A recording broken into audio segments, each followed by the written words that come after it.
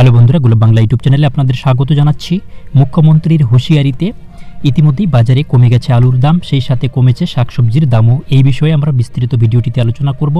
শেষ পর্যন্ত ভিডিওটি দেখতে ভুলবেন না। নতুন দর্শক হয়ে থাকলে চ্যানেলটিকে সাবস্ক্রাইব করবেন, ভিডিওটি লাইক করবেন, শেয়ার করে সকলকে জানানোর সুযোগ করে দেবেন। বন্ধুরা, মঙ্গলবারই নবান্নের বৈঠকে মুখ্যমন্ত্রী মমতা বন্দ্যোপাধ্যায়ের নির্দেশের পর পাইকারি বাজারে আলুর দাম কেজি প্রতি 1 টাকার মতো কমে গেছে। সরকারি টাস্ক ফোর্সের সদস্যদের দাবি, অন্যান্য সবজির দামও পাইকারি বাজারে কিছুটা কমেছে। খুচরো বাজারে এই দাম কমার প্রভাব পড়তে কয়েকদিন সময় লাগতে পারে। টাস্ক ফোর্স ও পুলিশ এনফোর্সমেন্ট শাখার আধিকারিকরা বুধবার শহরের বিভিন্ন বাজার পরিদর্শন করে দামের খোঁজখবর নিয়েছেন। এই প্রক্রিয়া নিয়মিত চলতে থাকবে বলে জানানো হয়েছে। টাস্ক ফোর্সের সদস্যরা মনে করছেন, কম হলেও বৃষ্টি কিছুটা হচ্ছে, ফলে জলের প্রচণ্ড অভাবে সবজির চাষ যেভাবে মার খাচ্ছিল সেরকম পরিস্থিতি আর নেই। বাজারে যোগান ইতিমধ্যেই কিছুটা বেড়েছে, কয়েকদিনের মধ্যেই যোগান আরও বাড়বে। এর ফলে দামও কমবে। তবে পাইকারি বাজারে দাম হ্রাসের প্রভাব খুচরো বাজারে কতটা এবং কবে পড়বে সেটাই এখন দেখার ব্যাপার। এটার উপর নজরদারি দরকার। মঙ্গলবার নবান্নের বৈঠকে মুনাফাবাজি মজুতদারি করে সবজির দাম বৃদ্ধি করার ব্যাপারে তীব্র হুঁশিয়ারি দিয়েছেন মুখ্যমন্ত্রী মমতা বন্দ্যোপাধ্যায়।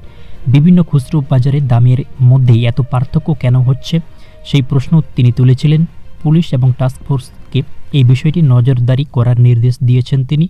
প্রগতিশীল আলু ব্যবসায়ী সমিতি সংগঠনের সভাপতি লালু মুখোপাধ্যায় জানিয়েছেন যে ভালো মানের জ্যোতি আলুর পাইকারি দাম এদিন ছিল 27 টাকা।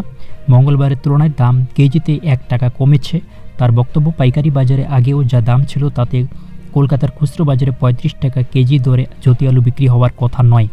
টাস্ক ফোর্সের সদস্য কমল দে জানিয়েছেন যে কলকাতার পাইকারি বাজারে আলুর দাম কেজিতে 1 টাকা কমেছে। জ্যোতি আলুর দাম খুচরো বাজারে অবশ্যই 35 টাকার কম হওয়া উচিত। গ্রামের গোলায় সংরক্ষিত পেঁয়াজ শহরের বাজারে এনে বেচার জন্য উদ্যোগী হতে বলেছেন মুখ্যমন্ত্রী। নাসিকের পেঁয়াজের উপর নির্ভরতা কমিয়ে দাম কমানো যাবে বলে তিনি মনে করেছেন। বিষয়টি নিয়ে বুধবার হর্টিকালচার দপ্তরের আধিকারিকরা বৈঠকে বসেছেন। সরকারি সূত্রের খবর যে এক্ষেত্রে সমস্যা এটাই যে সরকারি ভর্তুকি নিয়ে রাজ্যে 1004 পেঁয়াজের গোলা তৈরি হলেও সেগুলি ব্যক্তি মালিকানাধীন। মূলত বড় চাষিরাই সেগুলির মালিক। সংরক্ষিত পেঁয়াজ চাষিরা কবে বাজারে ছাড়বেন সেটা তাদের ইচ্ছার উপরে নির্ভর করছে। তো এই বিষয়ে আপনাদের মন্তব্য আপনারা কমেন্টে জানাবেন।